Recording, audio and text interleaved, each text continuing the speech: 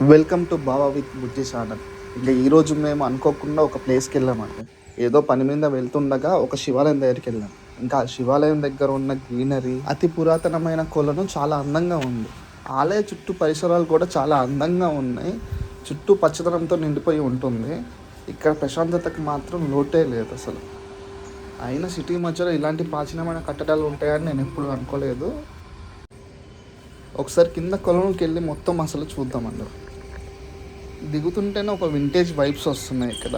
అసలు అప్పట్లో కట్టడాలు చూస్తే ఓన్లీ రాళ్ళతోటి అంత మంచి కట్టడాలు ఇప్పటికీ అవి నిలుస్తున్నాయి అంటే అప్పటి ఆర్కిటెక్చర్స్కి హ్యాట్స్ ఆఫ్. మేడిపల్లి వాళ్ళు, ఉప్పల్ వాళ్ళు, బోడుపల్లి వాళ్ళు పరిసరాలు ఎవరున్నా వాళ్ళు చాలా అదృష్టం చేసుకున్నారు. ఎందుకంటే ఇక్కడ మేడిపల్లిలోనే మనకి 400 ఏళ్ళ నాటి శివలింగాన్ని మనం చూడవచ్చు. ఇక్కడ తవ్వకాల్లో 400 ఏళ్ళ నాటి శివలింగం దొరికింది. ఆ శివలింగాన్ని తీసుకెళ్ళి పైన ప్రతిష్ఠించారు. ఇంకా అడ్రస్ ఎక్కడంటారా, మన మేడిపల్లిలో ఉన్న హోటల్ సంపూర్ణ ఆపోజిట్ ఏవి ఇన్ఫో ప్రైడ్ ఏవి కన్స్ట్రక్షన్స్ లోపలికి స్ట్రైట్గా వెళ్తూ ఉండాలి. అలా వెళ్తూ ఉంటే డెడ్ ఎండ్లో మనకి లెఫ్ట్ సైడ్లో ఆరెంజ్ కలర్ పెయింట్ వేసి ఉంది కదా, అదే అండి టెంపుల్. 400 ఏళ్ళ నాటి శివలింగం ఉన్న టెంపుల్ అదేనండి. ఇంక ఇది వచ్చేసి కోనేరు, చాలా బాగా మెయింటైన్ చేస్తున్నారు.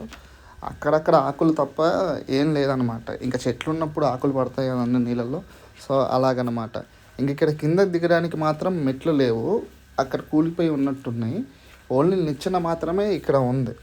అది మనం ట్రై చేయకూడదు. వెళ్ళిన వాళ్ళు ఎవరు ట్రై చేయకండి నిచ్చెనతో దిగుదామని. ఆ కట్టడాలను చూస్తున్నారు కదా ఎంత పురాతనమైనవో. ఇంకో విషయం, ఇక్కడ కార్తీక మాసం స్టార్ట్ అవబోతుంది. అక్టోబర్ 22 నుంచి నవంబర్ 21 వరకు.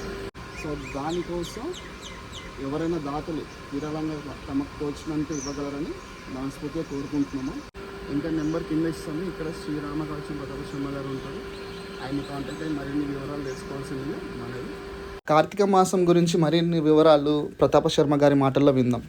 సహాయే నమః. శుక్లాం అంబరధరం విష్ణుం శశివర్ణం చతుర్భుజం ప్రసన్నవదనం ధ్యాయేత్ సర్వవిఘ్నోపశాంతయే. వాగర్ధానుపసంపృక్తౌ వాగర్ధ ప్రతిపత్తయే. జగతః పితరౌ వందే పార్వతీ పరమేశ్వరౌ. నమః శివాయ. మహాదేవ. అక్టోబర్ 22వ తారీఖు నుంచి కార్తీక మాసం ప్రారంభం. ఈ కార్తీక మాసం చాలా విశేషమైంది.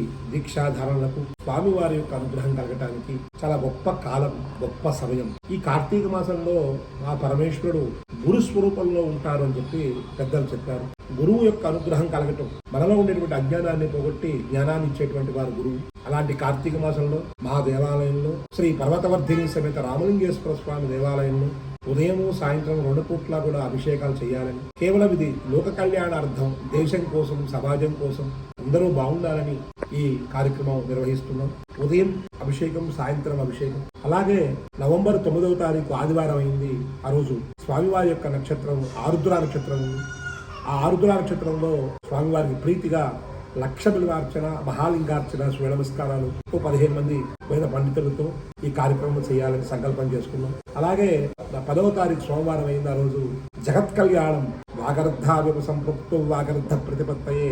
జగతః పితరౌ వందే పార్వతీ పరమేశ్వరం అన్నట్టుగా ఈ సృష్టికి ఈ 84 లక్షల జీవరాశులకు తల్లిదండ్రులు పార్వతీ పరమేశ్వరులు కాబట్టి సోమవారం 10వ తారీఖు సోమవారం సాయంత్రం ప్రదోష కాలంలో శివపార్వతుల కళ్యాణం చేయాలని. ఆ తర్వాత 16వ తారీఖు ఆదివారం అయింది. ఆ రోజు పంచాయతన దేవతలు ఏదైతే మనకి పంచాయతనం చెప్పారో, గణపతి, సూర్యుడు, అమ్మవారు, విష్ణువు, శివుడు, అలాగే సుబ్రహ్మణ్యేశ్వర స్వామి సంబంధించిన హోమాలన్నీ కూడా 16వ తారీఖు పంచాయతన హోమాలన్నీ కూడా చేసి కార్తీక మాస వనభోజనాలు, అన్న సంతర్పణ అని చెప్పి కార్యక్రమం నిర్వహించాలని సంకల్పం చేసుకున్నాం. ఇది అందరూ మీ గోత్రాలు, పేర్లు ఇవ్వచ్చు, అందరూ రావచ్చు, అందరూ చూడవచ్చు, అందరూ ఆహ్వానితులే. ఇది లోక కళ్యాణార్థం చేస్తున్నాం. అందరూ కూడా సహకరించి ఈ కార్యక్రమాన్ని జయప్రదం చేసి ఆ పర్వతవర్ధిని సమేత రామలింగేశ్వర స్వామి యొక్క అనుగ్రహాన్ని పొందవలసిందిగా ప్రార్థిస్తున్నాం. అందరికీ ఆ శివానుగ్రహం. శివో రక్షతు, శివో రక్షతు, శివో రక్షతు. పార్వతీపతే. హర హర మహాదేవ్.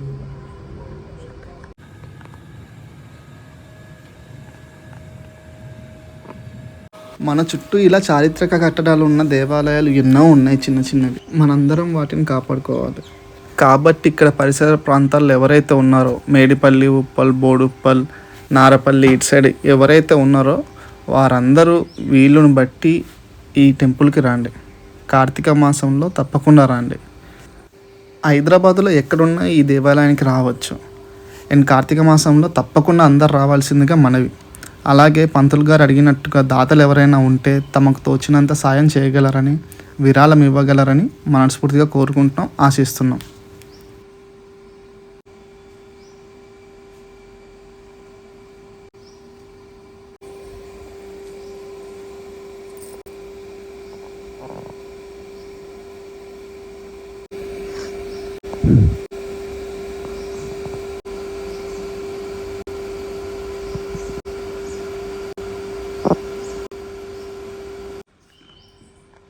దేవాలయం లోపల ఏ విధంగా ఉంటుందో ఇప్పుడు చూద్దాం.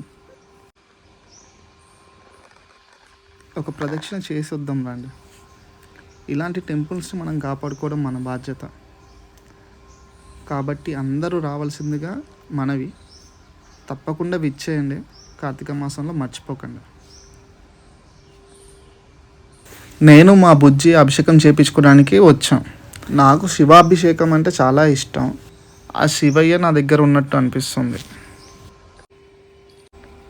మా ఈ వీడియో నచ్చినట్లయితే లైక్ చేయండి, సబ్స్క్రైబ్ చేయండి, అలాగే కామెంట్ చేయండి. మన సజెషన్స్ ఉంటాయి, తప్పకుండా వాటిని నేను తీసుకొని సరి చేసుకుంటాను. దయచేసి సబ్స్క్రైబ్ చేసి ఎంకరేజ్ చేయండి. ఓ సబ్స్క్రైబే కదా, చేసేయండి.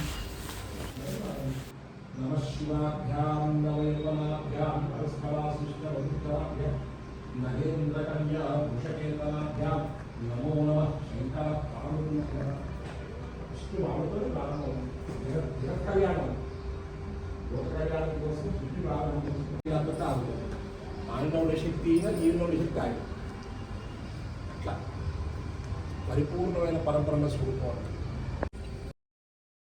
ఇంకా మా అభిషేకం అయితే పూర్తయిపోయింది. చాలా బాగా జరిగింది అభిషేకం. అండ్ అందంగా ముస్తాబు చేసాం ఆ శివయ్యని. గర్భగుడిలో మా దంపతులు ఇద్దరిని కూర్చోపెట్టి ప్రతి మంత్రం యొక్క అర్థాన్ని వివరించి ఆ సంకల్పాన్ని మాకు తెలియజేసి 3 గంటల పాటు అభిషేకాన్ని నిర్వహించారు.